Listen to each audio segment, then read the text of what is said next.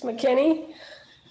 I am actually a professor in recreational therapy at Temple University, so I'm pretty far out of my realm here. And I was just sort of on the side joking with Irina about that. So I anticipate learning a lot from you all today and appreciate that. So first of all, today, as you all know, we are discussing environmental issues and outdoor recreation.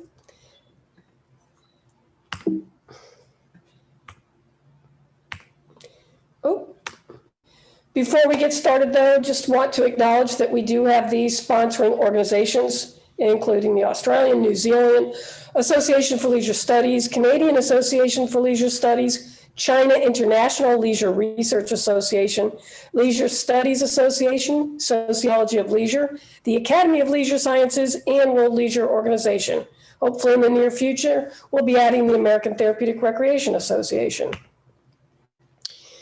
Our four panelists today include Jinyang Deng, Jeff Rose, Sandro Carnicelli, and Mandy Baker.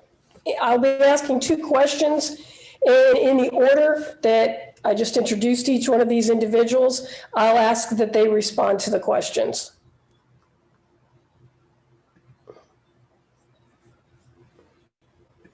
All right, so let me get out of that. Get to the questions. All right, starting with Jinyang. First of all, what are the most pressing environmental issues in your region, and how do they affect outdoor recreation in North America, Europe, China, Australia, and New Zealand? And the second question for all of you, starting with Jinyang, will be what are the new cutting-edge trends in environmental issues and outdoor recreation in the leisure literature in North America, Europe, China, Australia, and New Zealand? I will turn it over to you all. Okay, so thanks, Alex. So let me kick off first. So in terms of press environmental issues, like in the United States, particularly in those eastern regions where I live, I think fracking and coal mining could be the two that we cannot avoid when we talk about outdoor recreation. So some of you may not familiar with fracking. I have an image to share and to show you how it works. So let me share image.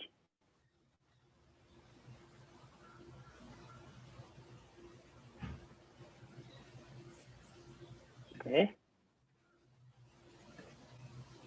So basically, fracking is a method or process that injects high pressure water along with sand and chemicals down the wellbore vertically and horizontally to fracture the rock formations to get oil and gas extracted from the rock. So and then bring it back, connected on the surface. So this kind of economic activity is super controversial. So not just in the US, but also in Canada, in Europe, in China, and Australia, of course, and many other countries.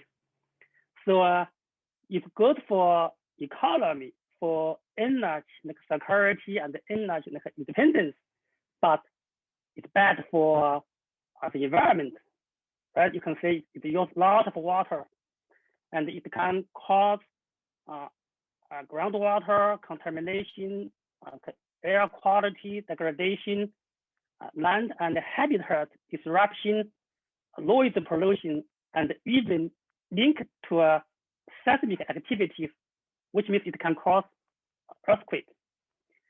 So the major formation, let me show you here.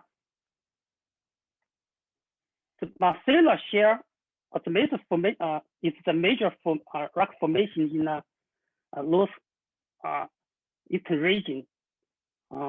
This map shows the distribution of the natural shale gas well in the Appalachian Basin. You can see almost everywhere we got the gas well, right?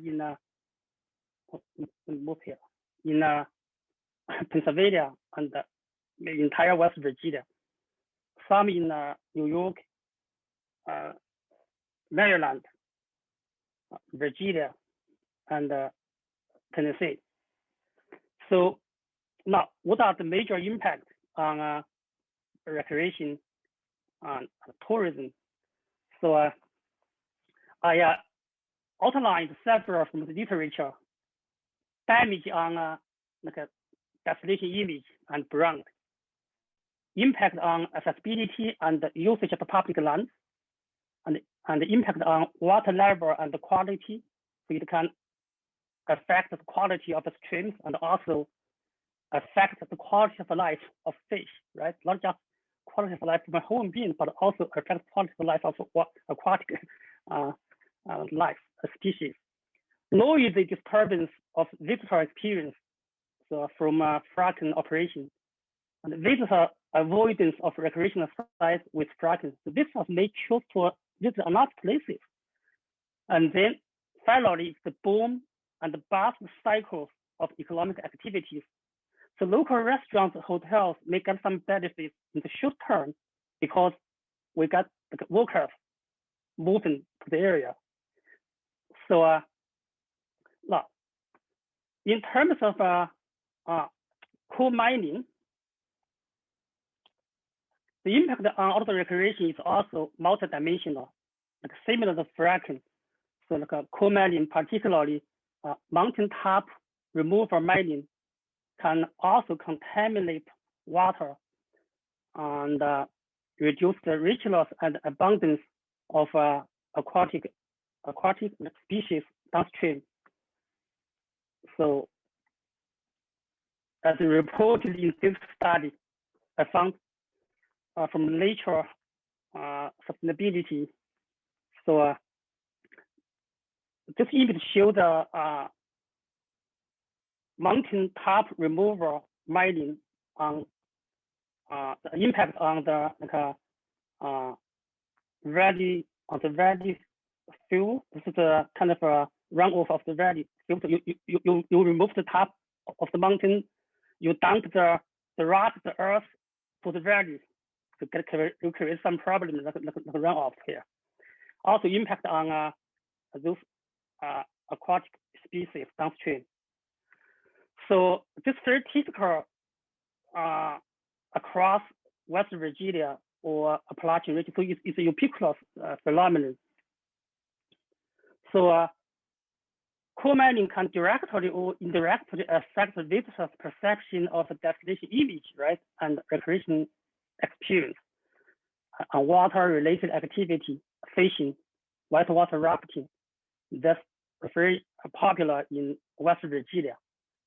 So, so I want to take this opportunity to promote like whitewater rafting activity, the tourism industry in West Virginia. So, but the whitewater industry, whitewater rafting industry has been hit hard by the coal mining. So back to 2014. So when 10,000 gallons of a chemical got poured into the river, it's called Oak River here. So 300,000 residents got affected in 9 counties downstream. So about 60 miles away, we have several whitewater rafting companies located here. So the Oak River, where the chemical spill happened, actually flow northwest and join the Kanawha River, go this way. So New River is run north and then join over here. So actually something happened right downstream cannot impact activities upstream over here, but the people still perceive it's not safe to do whitewater rafting upstream over here. So what's the economic loss?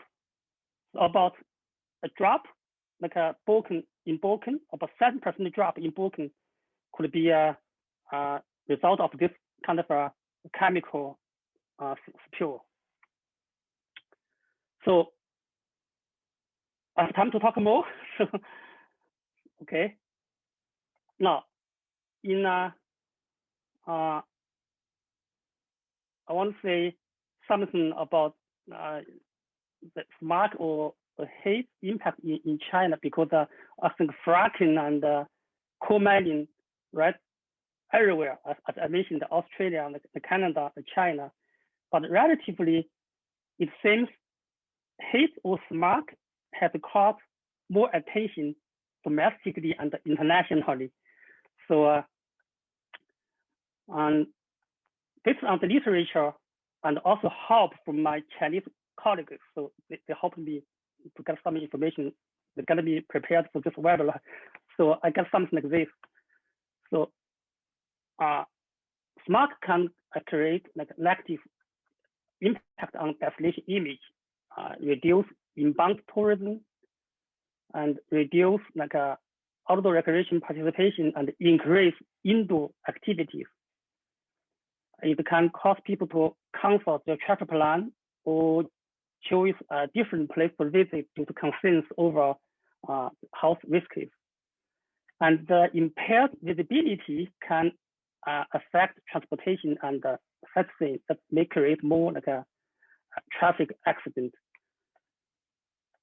So basically, I talk about a little bit fracking, coal mining, and haze in America, and particularly in those eastern region, and also in China.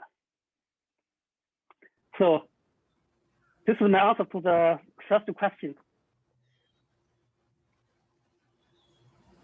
All right, I'm sorry.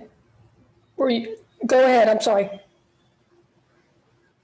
Now, so you want me to continue for the second question? Yeah, if you'd like to, go ahead, and then I'll pass it over to Jeff as soon as you finish that up. Thank you. Okay, so in terms of literature on the impact on like fracking, coal mining, and haze on outdoor recreation, I found literature is very limited. So particularly for fracking and coal mining, I did search the Web of Science. So using fracking and outdoor recreation or tourism as a topic, I only got 7 papers. 3 of them are co-authored by Dr. Michael Ferguson, a graduate alumni of our program, and now a faculty with the University of New Hampshire.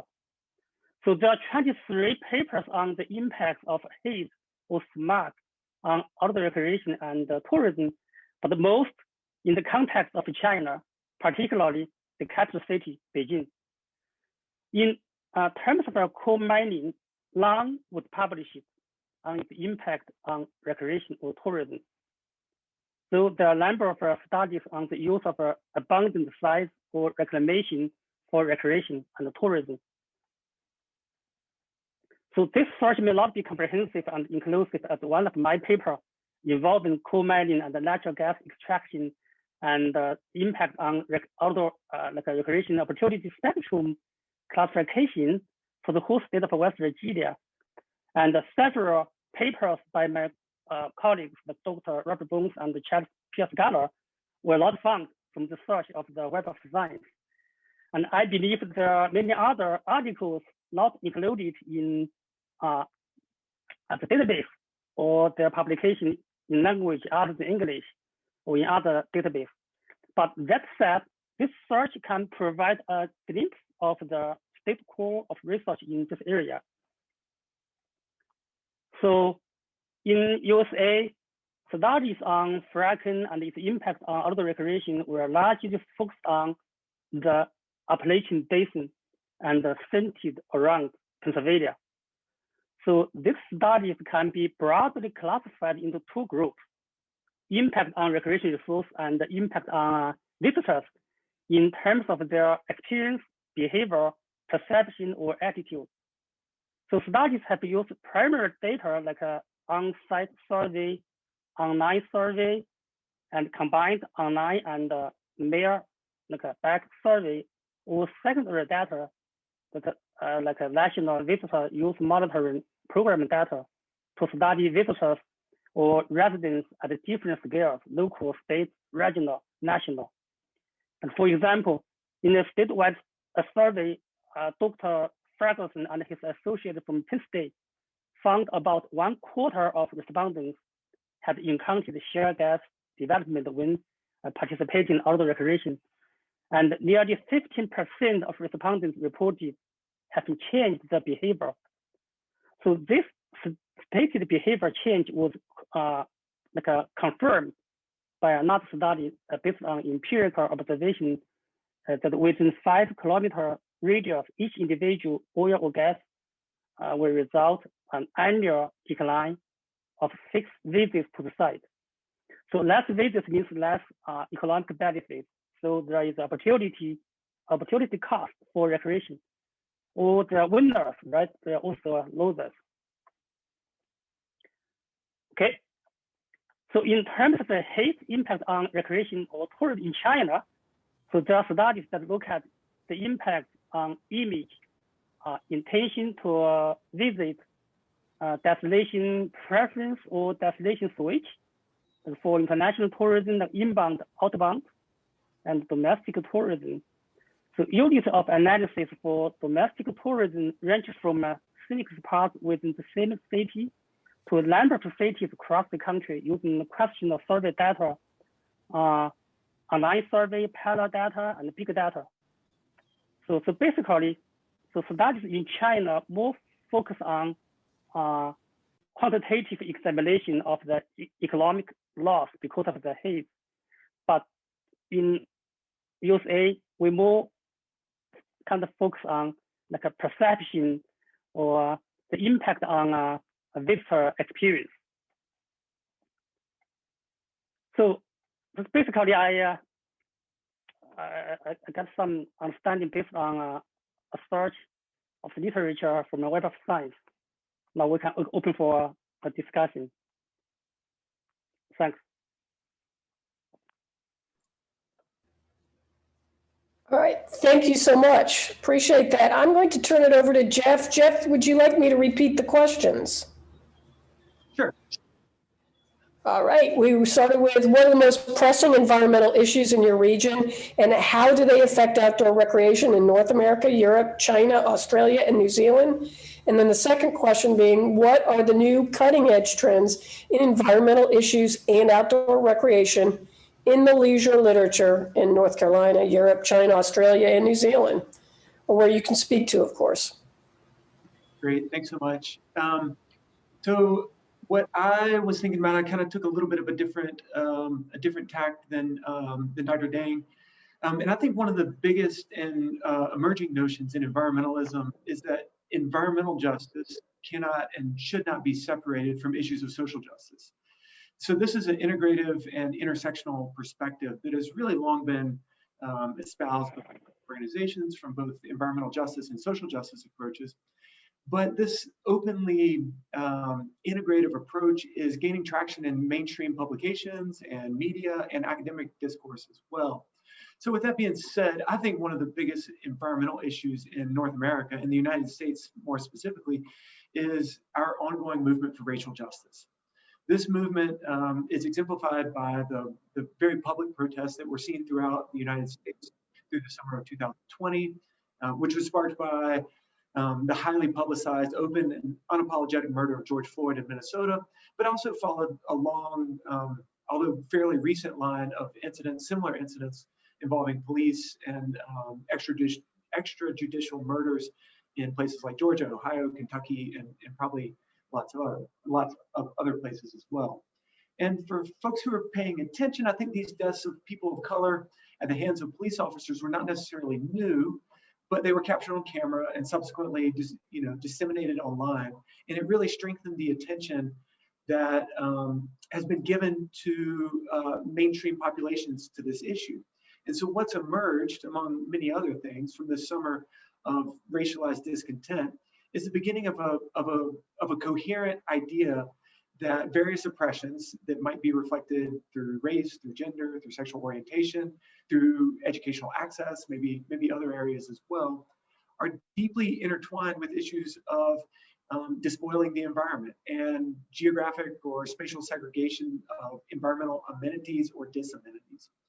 So one of the new and I would say exciting ideas that's being considered in outdoor recreation in the United States is the idea that outdoor recreation areas, which we often refer to as park and protected areas or park and protected area management, are not seeing themselves as passive or uncomplicated or even apolitical providers of the public good. So outdoor recreation as a public good is necessarily at least partially responsible for the equitable distribution of who receives these public goods of outdoor recreation. How this distribution might be conducted in a manner that accounts not only for historical exclusions and historical marginalizations, but contemporary exclusions and contemporary marginalization as well. So outdoor recreation then, I think, really needs a pretty thorough unpacking, at least in the United States, and perhaps a reconsideration of what it is, what it could be, what it should be as well. It might be worth thinking what we mean by outdoor recreation. When I teach this stuff to students and I ask them what outdoor recreation is, what it looks like, they often evoke imagery of amazing, adventurous activities taking place in usually far-flung, often distant wilderness areas. So they'll talk about things like skiing in the Wasatch or whitewater rafting on the Colorado River, similar to the New River Gorge that we just heard about, or like a climbing trip to the desert or something like that. And I think that's fun because that's often what comes to mind for me as well. And these are often images that are sold to us through commercial advertisements, online videos, community discourse, so on and so forth.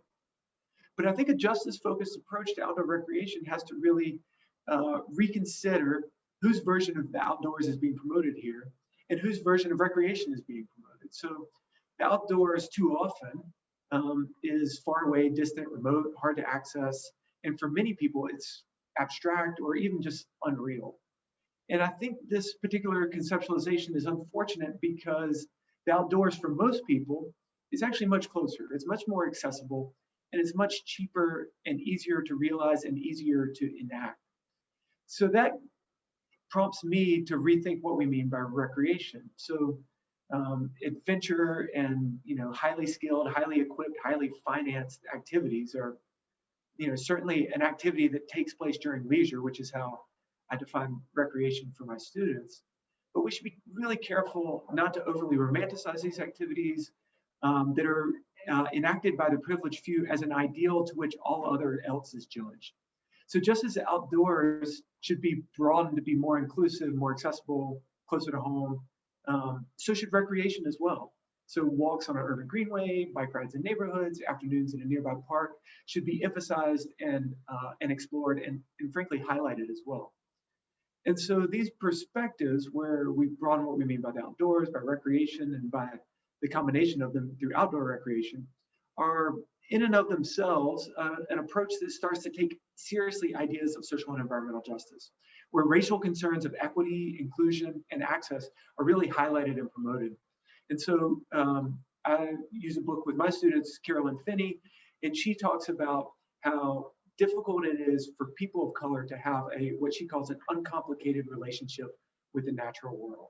And this contested relationship, I think, is playing out in all kinds of interesting ways throughout outdoor recreation.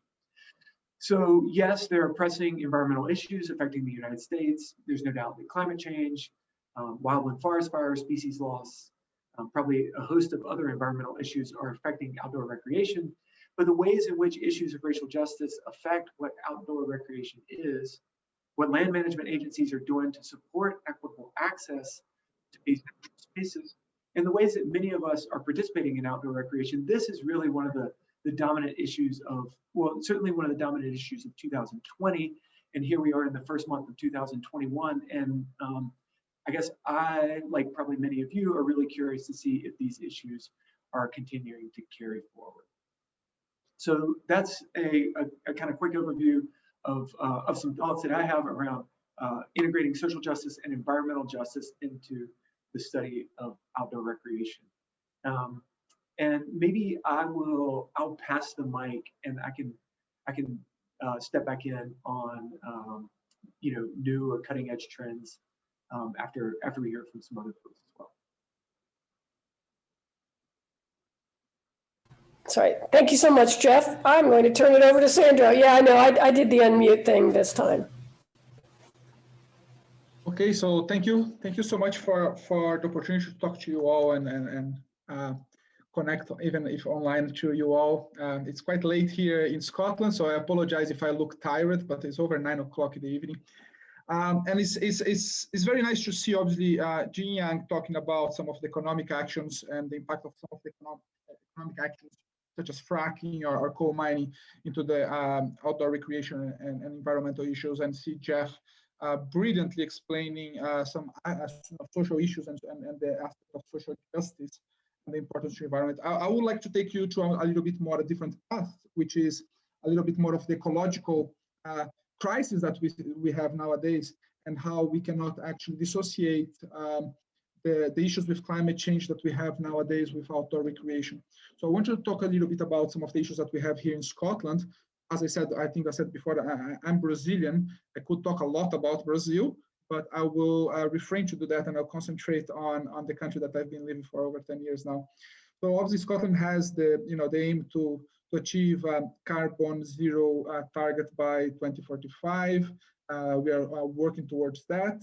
And some of the easy steps towards achieving carbon zero targets have been taken, trying to reduce cars and use more electric cars and things like that. But obviously, like 50% of the energy consumed in Scotland comes from houses and heating houses and places. So there's a whole movement now towards decarbonizing homes, right? But this is just part of a wider problematic of climate change and how it's affecting Scotland. I'll get to the point of outdoor recreation. So we've seen like climate change impacting Scotland in many different ways, increasing wildfires. We have a huge wildfire here, you may all seen on TV in 2019 in Moray. And we've seen a huge change in some of the biological elements of the country, such as spring events, such as the leaf unfolding or bird migration, eggs laying, and so on. So we've seen a huge impact on some of these elements. We've seen huge issues with salmon, and a lot of these issues with salmon, which you may know that how important is salmon for Scotland, is due to algal or algae and blooms, and a lot of them because of climate change and also pesticide use. So again, a lot of these things, and you can imagine that salmon fishing is one of the outdoor recreation practices that is is quite popular in Scotland, together with other activities such as coastal activities, surfing or kayaking, or skiing in the mountains or hill walking. A lot of Scotland is quite attached to outdoor activities. But as part of that is something of the prices that we are paying for many years of bad practice. So one of the projects that the current government has is to restore the peatlands. So a lot of you have heard about the word peated related to whiskey, and peatlands is an important part of our environment here in Scotland, and there's a huge funding now developed by the Scottish government of over 250 million for the next 10 years to restore the peatlands as an essential contribution to sequestering carbon footprint, so trying to get back those carbon that we put out, but also protecting some of the biodiversity of the country. Scotland is a huge country, as you can imagine, in terms of space. There's like over 11,000 miles of coast, and over 30% of the whole population of Scotland lives in coastal areas. Now, 70% of this population is under the risk of flooding, and that's due to the rise levels of the waters in the country. And you can imagine that has started to have some disruption in many areas of the country with floodings that are more often. So this there is a calculation in terms of some of the work that some of my colleagues on the Royal Academy are doing, that there is between 3 and 4 millimeters of a year of increase in the waters in Scotland, impacting mostly of the north and west part of the country. Having said that, Scotland, as I mentioned to you all, it's it's the Scottish people and people who live in Scotland are actually going to outdoors and attending outdoor recreation centers, and it's a huge part of our economy. Obviously, this year we've been impacted quite heavily by COVID. A lot of these outdoor recreation centers are struggling. So, and a lot of them, because of the residential characteristics of those outdoor centers, are not being able to open. And I think we promised from the beginning to not talk much about COVID, but that's quite some of the things that has been impacting heavily on this year in terms of the country. So some recent data from Scotland, and the importance of our natural environment, and the importance then to preserve this natural environment and to refresh this natural environment, is that, for example, 57% of people in Scotland have visited some kind of natural park or natural environment or natural area. They visit at least once a month. Over 40% would visit weekly. So, for me and my family here, we would go to, a natural environment or a natural park. We have a moss area here next to our house, basically almost daily. So the links between these natural environments for outdoor recreation and outdoor leisure are quite important for the communities. More than that, if you go to then connect to some of the economic elements, it's believed that outdoor recreation would support 39,000 jobs in Scotland. And again, if you think about if these outdoor jobs are impacted by effects of climate change, as we've been seeing with wildfires and floodings and so on, that's obviously, if we don't protect the environment, we'll clearly have an impact on our economy as well. If you think about snow sports, it's been, if you follow a little bit of snow sports in Scotland, we've been struggling for some years now in terms of the volume of snow we get here. Obviously, we had that beast from the east or something like that they called a couple of years ago.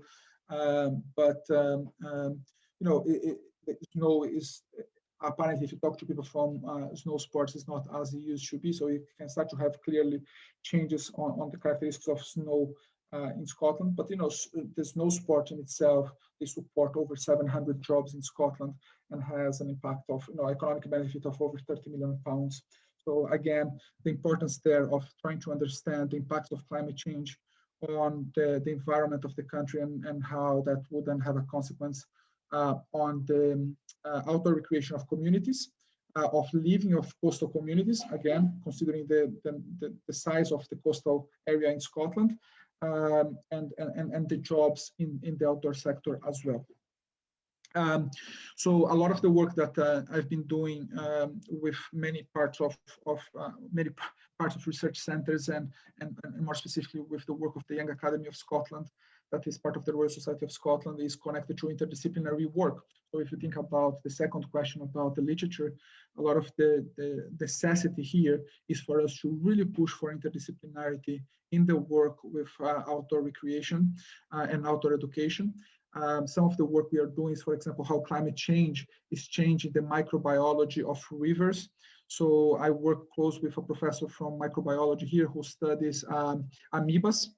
And so these amoebas that can go into the eyes of people, and if you wear contact lenses, then it can drive you, can make you blind. So and that's the evidence that there are issues of climate change impacting on the water and the development of amoebas in rivers and so on, and how if you are developing an adventure activity such as rafting, you can actually put your clients into danger and things like that.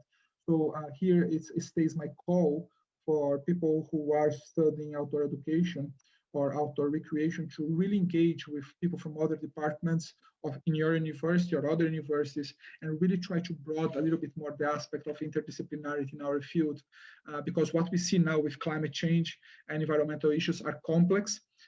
They go way beyond economics, they go way beyond social, they involve all of them and way more than that. So it is important that we can expand our field and understand interdisciplinarity more than ever. So thank you. Thank you, Sandro. And for our final panelists, I'm turning it over to Mandy. Thank you, Lexi. You're welcome. Look, it's hard to follow after these three very eloquent speakers who've kind of covered the ground, and all of these issues obviously are greatly relevant in Australia, New Zealand. I'm speaking a little bit on behalf of New Zealand. I know that New Zealand faces similar issues, although in a very different context. So to add to the pile, I guess that's what I'm going to do, rather than try to like expound on the things that have already been said. To add to the pile, I would talk about the bushfires. I mean, we definitely have faced serious climate change, and we're constantly looking at the impacts of that in our environment. I tend to do my work in the social justice aspect, and then link back into the environmental justice. But agree with you, Jeff; those are interrelated, and I think we do poorly when we exclude them from each other. They are very much wound together. But yeah, the bushfires are probably the most sort of traumatic, pressing issue that we've seen in our environment. I think we made television around the world for a while. I would get calls and emails from family from Canada. I'm Canadian to start with anyway, so that was the first home of many homes. With the fires, and they raged across the eastern coast where the majority of the Australian population live. We are a massive, massive country. We'll beat you, Scotland, easily in land mass, but we don't live in all of that space, obviously, because we have a large desert area in the center and fairly limited population on the eastern coast. I mean, the western coast. The eastern coast, though, is highly populated and is where the bushfires raged and really took over multiple states. I live in the Blue Mountains, which also was very much on fire. And I would talk both of the environmental impact and the social impact. It was scary. It was very anxiety inducing. And because it took over such a huge amount of land mass, a large amount of population are now very anxious about the forests in which they live, or lack thereof at this point. We have had an incredibly wet summer, incredibly wet. Every day I wake up that it's gray and rainy. I'm so happy. We needed the anxious relief. But what it has meant for operations and outdoor recreation is that many, many sites have just burnt to the ground. Equipment and everything. And so small to medium-sized operators just can't. They just can't operate. They don't have the money to rebuild. The time to rebuild is, costly in itself, but also in that sense of like accessing insurances and being able to get money back in. And it's put lots of people out of work. That's the other part. Combine that horrible summer, and that was our summer, which we have just gone back to school at our end. We quickly moved into COVID. And as you may have heard, similar to New Zealand, our government has been very aggressive in its lockdowns, but we've been highly successful too. So that's meant we've kept the numbers fairly low, and it's meant that we've been able to be mobile and move about. But that being said, in the period of the COVID, and that's the other kind of big issue that we're facing, people started engaging with the outdoors in new ways because of their limitations to engage in any kind of other leisure and recreation, or to travel even. The outdoors has become the outdoors, as in the stepping out of your door, which Jeff raised is problematic, how we define the notion of outdoors or outdoor recreation. But the sense of being outdoors in terms of stepping out the door and going for a walk, or engaging in, like Sandro, the local environments, which in Australia we're quite blessed to be often, scattered within lots of national state forests. That's been taken up in a significant way. But ironically, outdoor education and organized outdoor recreation has been totally shut down. So it further impacted those small to medium, now the large outdoor recreation providers across the country. They couldn't operate. They couldn't have the school camps in. They couldn't see, the senior groups that they saw weekly. Like everything that was group related got shut down.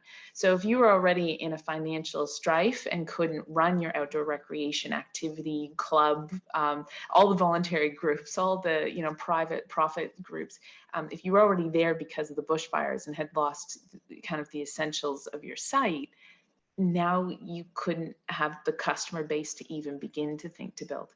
And that means that for the large part, outdoor recreation sectors And when I say that, I'm talking about, well, not just outdoor recreation, I suppose, outdoor education, outdoor recreation, outdoor tourism, outdoor therapies, all the sectors have seen about a year's worth of close down. It's taken a lot of arguing in a really good way, like constructive arguing and lobbying with the governments to convince the governments that actually outdoor recreation, much like people are engaging in it individually, organized outdoor recreation is actually the best next option, because it was kind of on the, it's a high risk, the perception of high risk. And we've been able to argue actually, no, it's one of the lower risk. And this is one way that we can start to engage socially. Because I think that's one of the remedies we desperately need. This isolation is getting to folks. It's messing with people's heads. It's impacting their family lives. I remember my dad saying, oh my goodness, if you had an abusive family, now you're trapped in the house with those people. And, you know, for how long does this go on for? So, you know, being in the outdoors, we already know the benefits are high for mental and social health. And so being in the outdoors might be a remedy. Let's get some of this organized rec back in there. So yeah, between the bushfires and then the COVID impact, we've watched operators really struggle, and much like you guys have already raised, and Sandra spoke specifically about the loss of employment, the loss of income. And when people lose their roles and their jobs in the outdoors, they often leave sectors. It's not just that they leave the job or they find another organization to work for, or they find another tour company, they leave the whole sector. So this has been a, there's the dogs, sorry. I thought they would be quiet. So this has been a phenomenally challenging time. Sorry, I can see Lexi, you've popped back on. So obviously I've rambled too long. The only thing I would say, I'll add to that is the literature. Oh, sorry, Lexi, I thought that was you signaling. No, that was just me coming in and out. I'm not cutting you off. No problem. Well, you can do that. That doesn't bother me. I'm really good at a ramble. The literature, like Jeff, that seems to be the space that I mostly work in, is the questions of justice and equity and inclusion. I come at it from a question of discourses and how people are subjected to those discourses, how that builds to these infrastructures, these whole structures of oppression, of giving some advantage and others not. And I certainly raised the question about, in a lot of the literature that I'm working on, the projects I'm working on, is the question of privilege.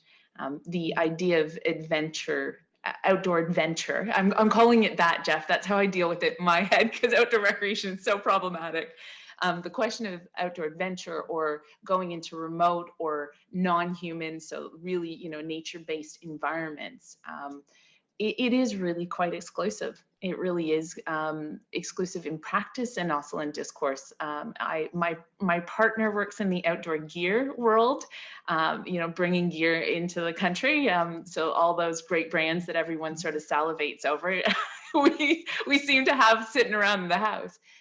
And I'm constantly asking him how the apparel and equipment side of the outdoor experience can change the discourse through the marketing, the way that they present people and images, but even the way they cut the clothes.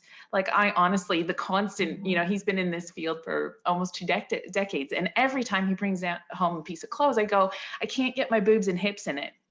Does that mean I don't belong in the outdoors?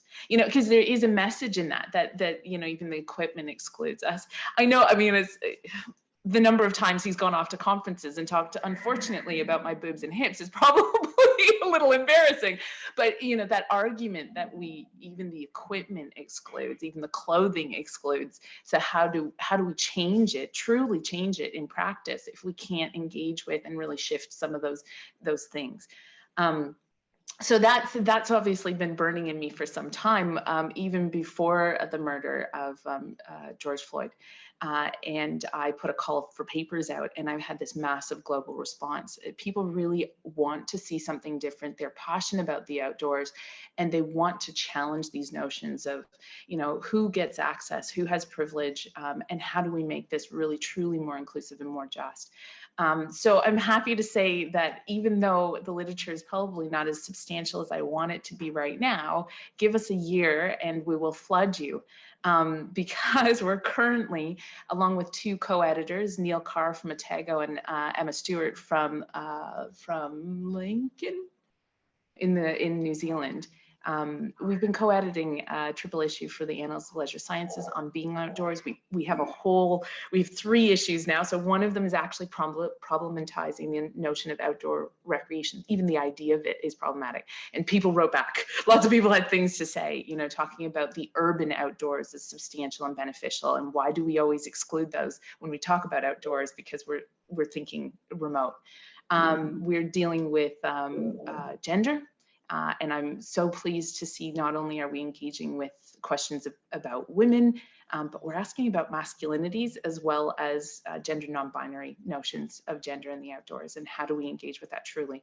And the other one is about otherness and othering. And while I'd like to say it's simplistic to say the voices of people of color in the outdoors, but it's so much more dynamic and complex than that. So I guess what I'm saying is watch this space. I know that some of the authors are sitting in the audience, and I'm so pleased. Thanks for joining us. But even the way that they're writing too, that disrupts the notions of a very singular notion of outdoor recreation. And I'm hoping with it that we can start exploring, you know, more broadly and connecting with more folks. Trekking pants are not inclusive. I just saw a message that on the chat. No, trekking pants are not inclusive of all bodies. I mean, the body positivity in the United States, the word fatness is being reclaimed, but the notion that we need to change the body shapes that are included is pretty phenomenal. And I came across that when a woman on Facebook was looking for a harness for larger women so that she could take them high ropes climbing, and she couldn't find it. She couldn't even find a manufacturer that would make it for her. And my heart sunk a little because I realized that that would mean there's a whole section of population that don't even get to have that experience. And she's, you know, specifically doing it to build confidence for people to be in the outdoors. And she can't even get the equipment to introduce that experience. And I remember someone saying to me, and I think this is pretty profound, you don't care about, you don't steward for things that you don't love. And it's hard to love things you don't know. So if all of these children and youth, and well, in Australia, we've got some great active senior program. If all these people don't come into the outdoors, if they don't see it and they don't develop a relationship to being in natural environments, they'll never protect it.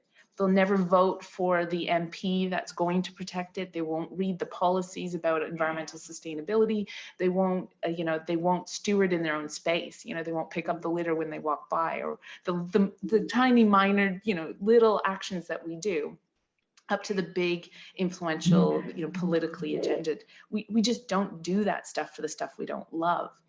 And hence why it's kind of heartbreaking to think that school children for an entire year haven't had an introduction. Because if they're not lucky enough to have a family that can do that for them, whether that's because their family doesn't have the love for it themselves, or the finances, or the access, or the voice, or then they never begin to love the environment that we so desperately need that generation to fight for, as much as we are trying to work for it too. So yeah, I'm hoping we're going to add to this literature and start breaking some of these myths up and making the spaces more open. I'll leave it there.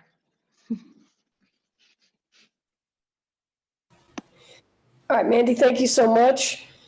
I'm going to turn this back over to Jeff for a moment, though, to follow up on the second question. Apparently, was a little too quick on that, so I apologize.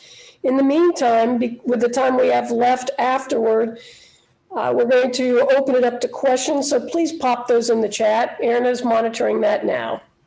Thank you. Jeff, if you had more to contribute, thank you. I'll be brief, though. I really want to hear some of the questions and discussion and things like that. I think I didn't touch on the pandemic and kind of the social and environmental implications of that. And I think one of the things that we're seeing in the United States around that is just a massive influx of people going to public lands, and that's from everywhere, from urban municipal parks to semi, peri-urban parks that are just on the outside of cities, to some of our larger national forests, national parks, recreation areas, and things like that. And there's been some good research coming out of Penn State has partnered with Leave No Trace to provide some evidence of essentially how many people are increasing their participation in outdoor recreation during these times. But I don't think we've had much systematic work. And so I think one of the things that's really, I don't know, I guess quite innovative with this is while park and protected areas have used for a number of years now, they've used things like vehicle strips to count cars coming in. They've used infrared counters to monitor the number of people on hiking trails and things like that. One of the things that we're seeing, and it's largely out of the University of Washington, Spencer Wood, although Matt Brownlee at Clemson University is doing some work on this as well, is using essentially the GPS devices that most people carry with them 24/7 to monitor use. And so this is a pretty interesting and novel way of understanding visitor use management, understanding the number of people who are in a park and protected area at a particular time. How long are they staying in that park and protected area?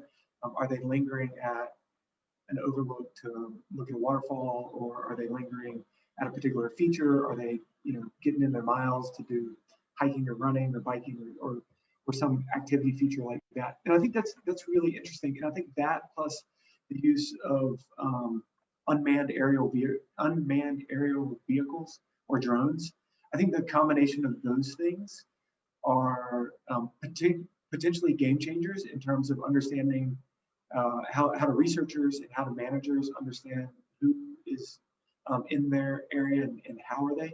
And I think they're game changers, and we haven't really come to terms with the idea that we are being monitored pretty much 24/7, and we are consenting to that process. And I think that's an ethical consideration that we need to take quite seriously, as well as a practical implication for managers and things like that. Is just because you can do something, does that mean you should? I think these are things that I kind of feel like this is where our literature is going to be in 5 years from now in terms of talking about outdoor recreation and who is doing what where and some public land management, things like that. So yeah, just some quick thoughts. Thank you, and thank you, everybody. Fabulous discussion. Great content shared with everybody here. With that, Anna, are there questions in the chat that you wanted to open up to them? Yes, thank you so much. And everybody, please do feel free to put more questions in the chat. We so far have 2 questions. So first one is for Jingyan.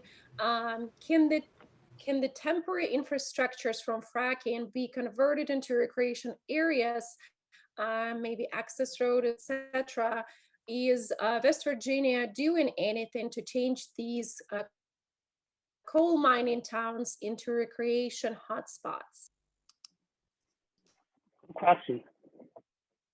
So actually, when I am getting prepared for this webinar, I do such literature, right? I think about a new term that we can use to describe kind of a new relationship between energy, consumption, or a coal mining, fraction, and recreation tourism. And I come up with one term, energy tourism.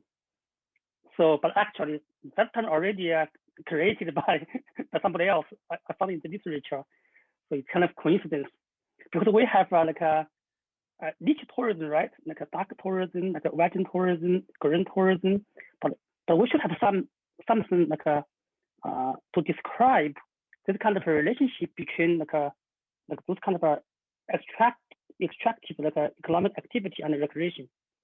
So now I love the term energy tourism. So in terms of fracking, how to convert fracking for tourism, but I am not aware of any kind of research or conversion, but not just for West Virginia, I think for many other parts of the world, right? We have a kind of how to use abundant coal sites, right? Or reclamation sites for recreation for tourism. In West Virginia, we have very important heritage tourism related to coal mining. We have a national heritage coal trail, so that play a very important role to diversify local economy by attracting people to explore or the historical sites or get educated about the how mining gets operated. So where that something like that. And actually, in Canada, in British Columbia, or in China, right, mining tourism in Australia is kind of a very kind of thing that we link this kind of energy with recreation and tourism. It can promote our understanding of the heritage history, right? But it also can allow visitors to get educated. It may allow them to become more environmentally friendly, right? For a better understanding of the relationship between our home being and the environment. Yeah, that's a very good question. I hope like through this webinar we will have more research on the linkage between energy and tourism. Energy tourism. Thanks. Absolutely. Yeah, thank you so much. Go ahead, Alex. No, Sandro has his hand up. So I just wanted to mention it's a very interesting question, and I actually have a personal experience with something like that. The interesting thing is coming from Brazil, there are many areas in Brazil that lack recreational infrastructure. Areas where kids, communities can use as a recreational facility, and it's quite common in areas in Brazil, including rural areas. And I remember that there was a mining place close to where my auntie used to live, and it was abandoned, right? So they extracted everything and they basically abandoned the mine there. And then the local community occupied the space, even if it was still private land, right, of the miners, but they basically just brought down and they occupied the space to use that mining spot for their own leisure and recreation. Obviously, there are issues with that. There are public health issues with that need to be taken into consideration. But I just want to say, in terms of how it's coming from a country that is has issues in access to recreational facilities, how in many places local communities will use areas such as mining areas for the purpose of their own recreational activities. So I just wanted to share that personal experience. Thank you so much. It's very helpful, definitely, for all of us to see how these issues resolve in different countries with different legislations and just different approaches to kind of access, right, to these spaces. Very interesting. So we have another question, and that's from let's see. From Carla Henderson.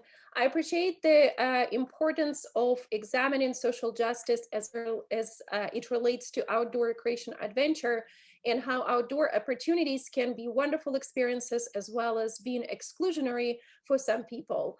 I'm also concerned about how outdoor recreation adventure impacts the environmental resources. Just by going into the outdoors, people can be contributing to environmental degradation by driving cars, ruining trails, etc., etc. So how do we encourage responsible consumers of outdoor recreation adventures and maintain the environments for the future? In other words, who will speak for the animals, the trees, and the land? I just typed up a quick answer, but I'll say something along the same lines. And thank you, Carla. Absolutely. What a good point. That was sort of the missing link that I didn't articulate. That's part of why I'm so sad that the school camps, by and large, have been shut down in our country. School camps are a required part of curriculum. So all kids in Australia go to camp. And school camps spend a huge, generally speaking, have a good component of environmental care and stewardship.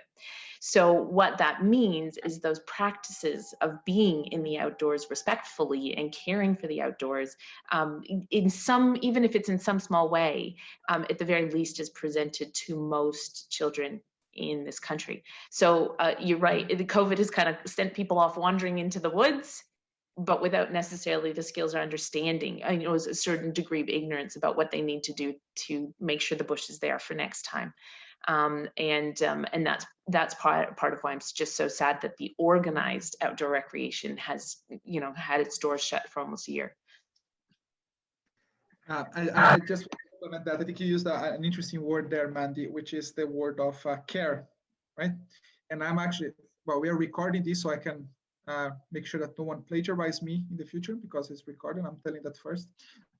But we are developing a concept for tourism, more specifically about, well, everyone talks about carrying capacity. So it's the capacity that the land or the environment has of, you know, welcoming a certain numbers of visitors. So we are talking about now developing the idea of carrying capacity, of how much we can develop the concept of care in people, right? Because the problem of carrying capacity as the volume of people is for many years based on economic lenses of policymakers. Well, now what we really need, and that's because of climate change and because of changes in the environment, the impacts on communities, impacts on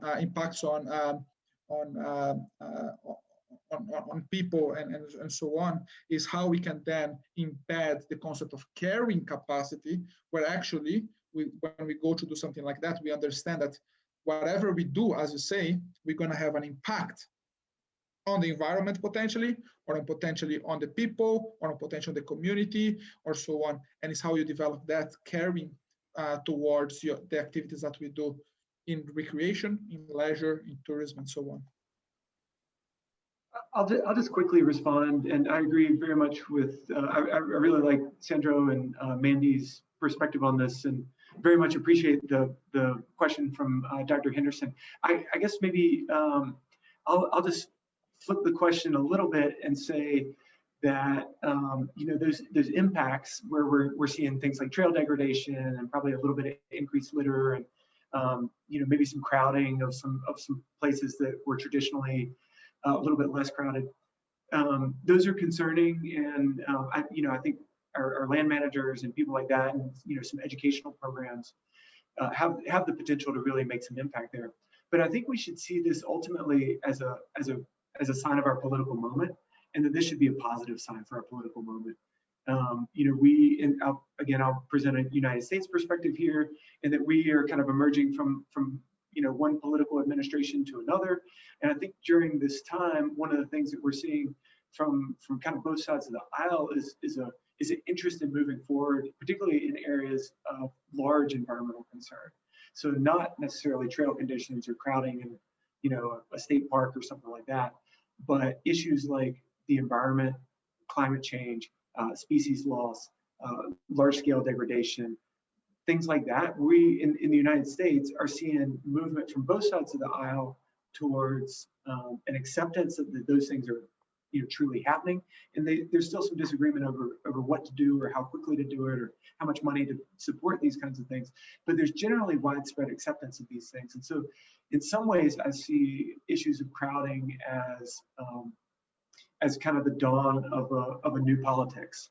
A politics that recognizes and acknowledges the role of an environmental agenda that maybe isn't quite as polarized as it has been in the recent past. And so, you know, within the frustration, I think there's also room for optimism. Without much repetition of what Jeff just said, I want to add something about who care about trees, animals, rivers.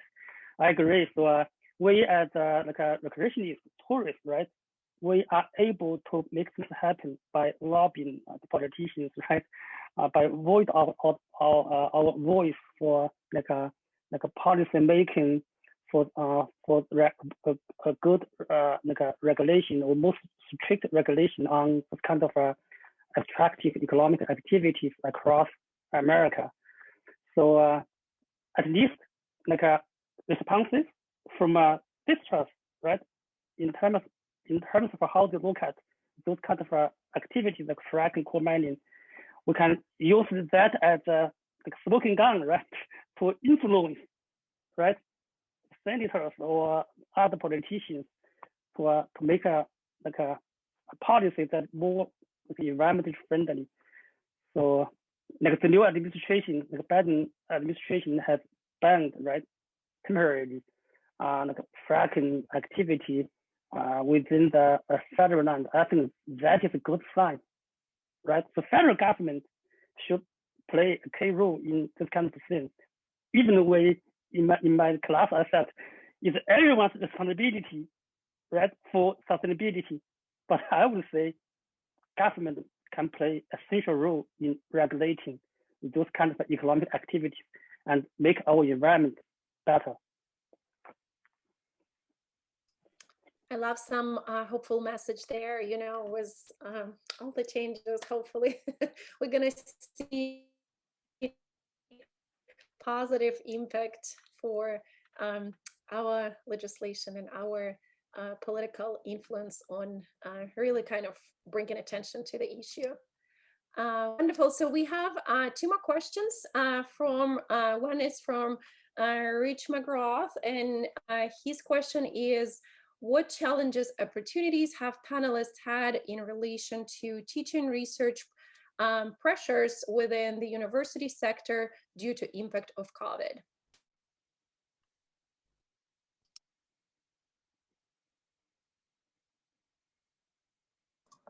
I'll address it quickly. I think the biggest pressure that I've seen and felt is the necessity to attend to students' mental health. I think that's not unique to students, although I do think students have some unique needs there. I think you know, the amount of my time and focus within the classroom or within the teaching relationship that's going towards supporting students in their mental health during this time has been pretty substantial, and it's ongoing. Like it was certainly that way in mid-March, and it's certainly that way in January as well. So I think that's been a big area of impact in my life.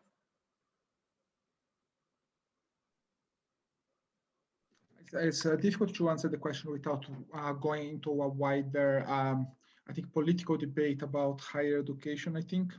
So the situation in UK is quite bad, to be honest, in terms of higher education, neoliberal agendas, and cutting of programs. Unfortunately, I think a lot of the programs that are involved with outdoor recreation, leisure studies, and so on, have been slowly disappearing from the country. You know, most of you probably know Heather Prince from University of Cumbria. Huge, you know, like one of the most important outdoor education programs in UK. You know, struggling with you know, decisions from the university and in other parts of the country as well. So I think it is a difficult time. COVID brought a lot of problems due to the neoliberal agenda of international students and the monetization that international students would bring to compensate lack of government funding. And then we see that impacting hugely in the programs that we teach. And that's a reality in UK just now.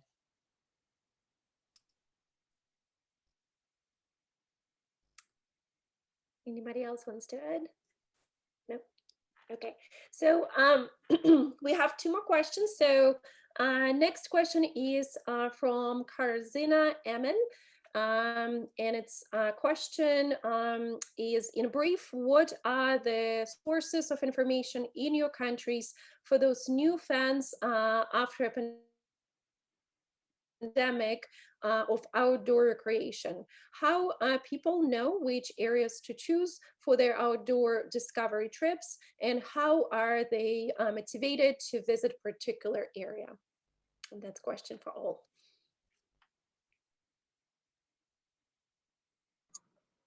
I can go quick.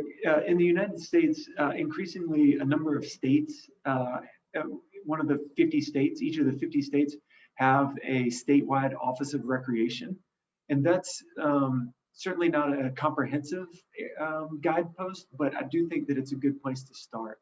And so for folks, particularly, you know, who don't have, you know, maybe English as a second language here in the United States, or aren't familiar with outdoor recreation, I think that's a good place to start. And many of our states are developing a plan to support people exactly like what you've described. And a number of the states even have things like a children's outdoor bill of rights, which basically says, hey, every child deserves these 10 things: hike in a creek, catch a fish, see the stars at night, things like that. And so I think our state governments are offering some of that. But there's lots of other areas within municipal governments and elsewhere. Australia is very similar. We have a federal national parks kind of organization, and they do some fairly good publicity or communication around that. We also have state. We also have state on top of that. And then we also, I think Australia is somewhat known for its outdoor spaces, anything from the Great Barrier Reef to the middle of the desert. Like we are known for it. So tourism really capitalizes. And that's probably where the most kind of promotion, really intensive promotion comes from, is from the tourism functioning of both government and private entities that push pretty hard, both internationally and domestically. And especially after COVID, the domestic tourism campaigns have ratcheted up quite a bit. We've had state lockdowns, so we can't leave our state, or sometimes even smaller geographical areas. And what that's meant is there's been a lot of campaigns and a lot of uptake of explore your own backyard. So, I live in the Blue Mountains. We are flooded. I live in a tourist town. I almost hate it because I can't get a park in my little tiny town on the weekends. And I don't even like going into town in the weekends. There's just so many people. And obviously in COVID restrictions, that was kind of the opposite of what we wanted to achieve. So I have a tendency to stay out of town then. But because of that, between tourism and state government and private entities, I think a lot of that's fairly well signaled. People have also capitalized on this moment to produce a lot more walking guides or natural tourism kind of guides. So we've got one on our coffee table. We gave it out to everybody at Christmas this year because we know them, they're local, and we like promoting our local entities. But yeah, so it's communicated well, but I would say, as always, to the people who are in the know. So you either need to be on that group on Facebook, or you need to have an already interest in the outdoors to tap into a lot of those resources. In Scotland as well, I think the whole narrative of domestic tourism and visiting the background is being very, very exciting one side, because knowing my students here, and most of my students are Scottish students, it's interesting how they don't know much about Scotland, so that I can actually develop some curiosity, and the volume of people that start to uptake hill walking, for example, is incredible. So, and a lot of them promoted by local councils or destination management organizations, and always emphasizing the importance of outdoors for mental health, for example, as being a huge narrative that we've seen from the government in Scotland to encourage people to visit the national parks and the natural areas we have in the country.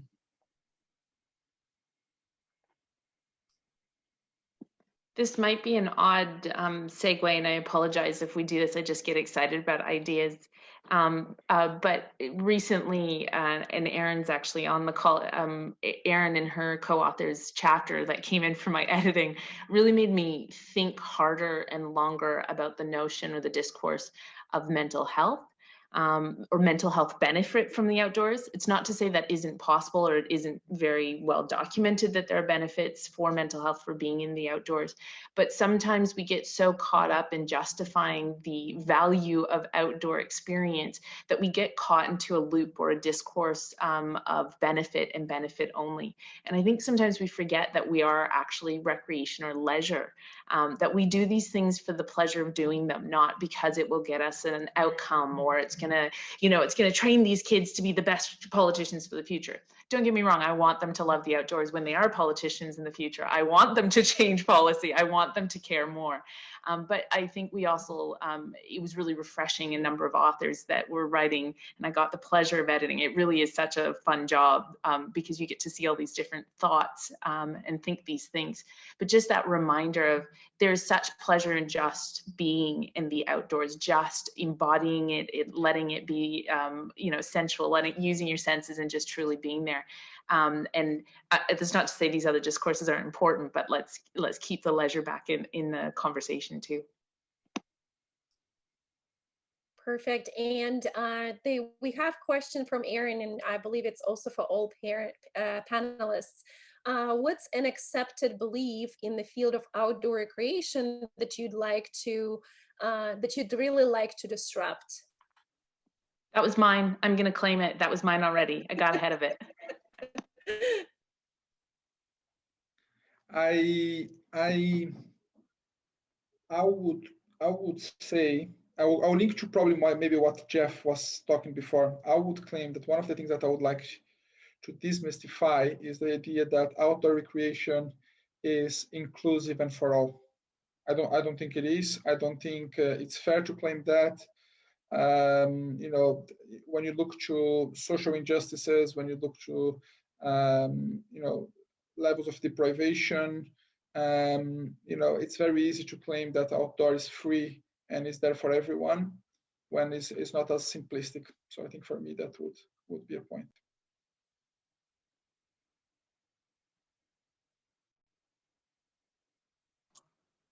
I think mine is similar. I think one thing, I'm working on a project with a colleague of mine, and she and I we're tasked with understanding diversity in the outdoors. Diversity, whatever that means, and all of its complications and things like that. And one of the things that I'm increasingly, I guess, questioning, or at least kind of rolling around in my mind, is everybody, including me, says that we need to make outdoor recreation more diverse. We need to make it more inclusive, and we need to make it, more equitable. And I honestly do believe that. The question is why. Why do we need to do that? And if we need to do it because we believe in something like the democratization of recreation and environmental sustainability and things like that, that to me seems like a pretty good rationale. I think one of my concerns is that one of the reasons that I'm speaking as a white male able-bodied person here from the United States, one of my concerns is that we want outdoor recreation to be more diverse to make me feel better about the activities that I'm already doing. I like to go hiking and running and climbing and biking and skiing and things like that. And gosh, if I saw more diverse people, then that would make me feel better about my continued hiking and biking and running and climbing and all this kind of stuff. And that honestly, it feels a little cynical to feel that way. And yet I'm curious if that's the case. And so I think one of the things that I would like to demystify is, why do we want diversity? And I don't know if that's a mystification or if that's just like an open research question that I think we need to confront as a discipline and as practitioners and participants in outdoor recreation as well. I would say outdoor recreation is a means to facilitate or promote self-transformation. So we do activity, we go hiking, fishing, not just for the activity itself. We are doing kind of transforming ourselves psychologically, so to a higher level of actualization. So outdoor recreation is a way to foster a environmental stewardship, to promote our understanding about our relationship between human and nature, and can increase our responsibility for the sustainability of our location, of our area, of our nation, and then the whole planet. So I think recreation is not just for recreation itself. It's kind of philosophy. So I want to raise it to a lofty idea for self-transformation. Yeah, but of course, diversity is also very important, right? We should encourage provision of opportunity for the rest of the group with different like racial or cultural background. So. Perfect. Thank you so much. And we have one more question. And the question is, do you think fine is a good method to protect the environment when people travel in some national parks and outdoor recreation site? I assume it means when this is done, maybe, you know, in a places or at times when it's maybe not allowed.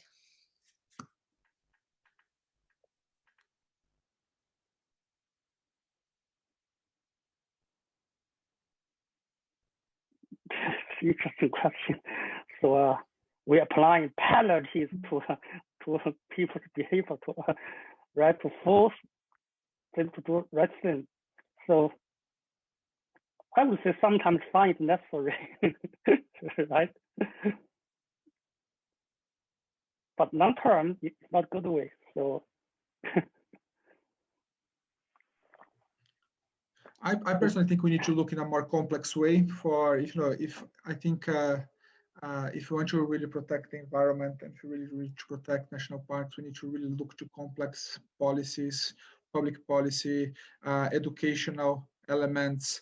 I think it's I wouldn't like to reduce such a complex topic into a simple punishment of fines. I will prefer to see a wider public policy in terms of education and strategic management of outdoor recreational resources, leisure time that would make people care and go back to the idea of caring. I'm thrilled with this idea of caring, Sandro. So you got to get it to print in a hurry. Come on, giddy up. A lot of my work has been in emotion, like Sandro's work, and that's why I use the word. People don't usually behave differently unless they care about a thing, and I don't think fines make people care. In fact, you know, if we look at some of our research around relations of power and how power is negotiated, fining is like a red flag to some folks. That's a challenge. Fining doesn't shape behavior, it's punitive. It doesn't shape behavior in a way that's long lasting and that is sustainable. So while it might be effective in a short term, it might raise the funds we need to do other things.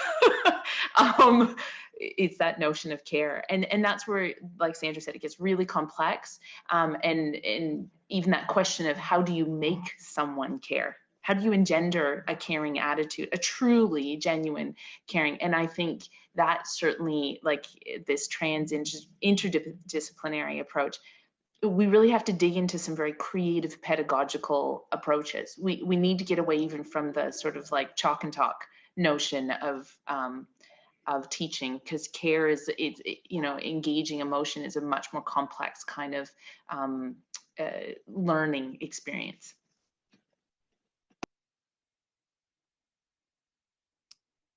Wonderful. And we have just one more comment. So thank you all. Interest in debate and relevance of caring approach on top of implications from pandemic. We care for people, we care for places as well. I particularly like making outdoors relevant to a much wider range of people in this caring context.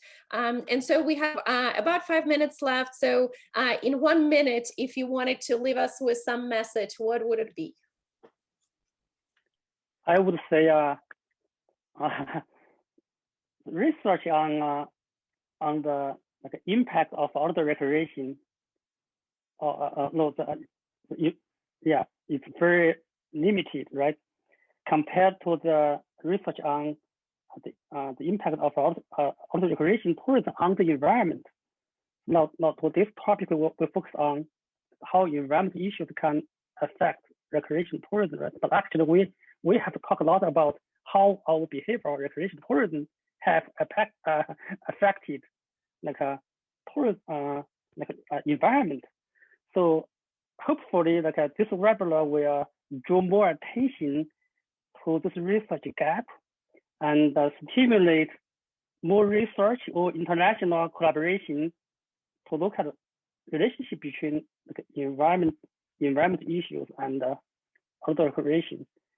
And we may end up with kind of international collaboration to do something big at landscape level, right? Like, or like more collaborators or more researchers with different expertise.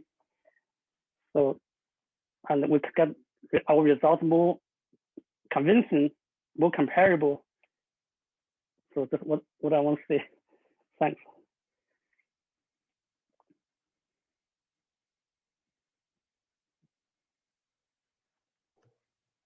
I can go next if you guys want. I would say that for me, a final message would be to really think about outdoor recreation as something that cannot be dissociated for environmental protection and outdoor education. So I think that we cannot think anymore about outdoor recreation without thinking about education and without thinking about environmental protection. I think we had enough of thinking about outdoor education only as a economic value or only as a product to a limited perspective. I think without environmental protection and without education, outdoor recreation becomes a dangerous tool. I'll go next just because my comment is quite similar to Sandro's, which is maybe a little broader, which is to add on to what he just said, that I'm increasingly convinced that outdoor recreation, environmental conservation, protection, support, stewardship, all of those kinds of things, they cannot be a politics that exist on their own. So they exist within a broader framework of politics. And I'm increasingly convinced that those are incompatible with capitalism. And so, you know, if we are going to maintain a profit motive in large segments of our society, I think we're rearranging deck chairs on the Titanic. And so I guess I would encourage us to be involved in promoting outdoor recreation, promoting conservation, stewardship locally, nationally, internationally, but also working in a number of other political avenues as well. This is a small slice of a pie that can't be separated from those other slices. Well, that's a perfect setup for what I want to add. Thanks, guys. I think it was Johnson and Perry was writing about something they called a politics of hope. They weren't talking about outdoor recreation. They were talking about research methodologies when they said that. But I guess this sunny disposition isn't a mistake or naivety. It's a choice to go into this work, which is broad and complex and political and challenging, but with a belief that we can crack it open. Whether or not we get all the way, if we get all the work done, is not really the question. I think we will constantly be oscillating into these highly political, very challenging, complex questions about the environment and how we care for it and how we're caring, as well as how we engage with it through our recreation and leisure. But I think it's work that needs to be done with a belief that it is achievable, and that's what gets me out of bed in the morning, is that politics of hope, that I can get into this work and I can call on colleagues all over the world to engage in and tell the story differently and ask for the story to be different. And that through those practices that we will actually shift those things and make those changes, even if it's incremental, towards a more caring, complex social and environmental space. So yeah, a politics of hope. That's my angle. Perfect. Thank you so much. It is 5:30 sharp, so we really greatly appreciate this wonderful discussion. It truly is a global issue, and I hope that today, you know, we generated some good ideas for research, for publications, for some hopeful thinking. Our next webinar is going to take place on March 5th, and we actually invited a lot of new new scholars and kind of people in very young in their careers, PhD students, and first few years in an academic job. So we'll see what hopeful message delivered to us. Please join us. And thank you again to all the panelists for your amazing presentation.